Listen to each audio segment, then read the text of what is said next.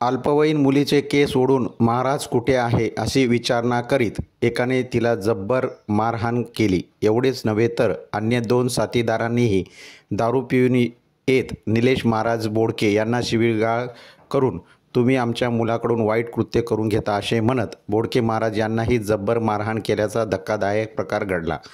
अकोल्यातील ग्रामीण भागात एका संस्थेत सदर प्रकार घडल्याने एकच खळबळ उडाली. या घटनेने सर्वत्र रोष व्यक्त केला जात आहे.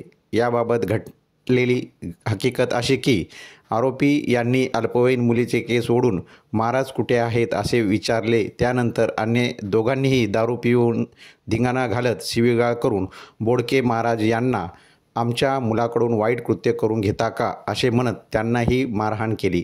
तसेच बाहेर येताना अल्पवयीनबरोबर लज्जा उत्पन्न होईल असे वर्तन करून तिला खाली पाडून शिवीगाळ करून लाताने मारहाण केली.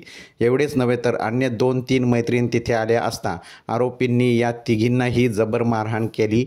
या प्रकरणी आरोपी प्रशांत पांडुरंग आभाने, पिंपरी, तालुका मावळ, जिल्हा पुणे, हरिचंद्र किसन बोराडे, अंकुश दशरथ पवार, राहणार शिवाजीनगर, पुणे यांच्यावर भारतीय न्याय संहिता कलम 74-75-1, 115-2, 352 बालकाचे लैंगिक अपराधापासून संरक्षण अधिनियम कलम 8-12 प्रमाणे अकोले शहर पोलिसात 7 मे रोजी संध्याकाळी सहाय्यक पोलीस निरीक्षक संदीप हजारे यांच्या वतीने गुन्हा दाखल करण्यात आला असून पुढील तपास पोलीस निरीक्षक मोहन बोरशे यांच्या मार्गदर्शनाखाली पोलीस घोडे करीत आहेत.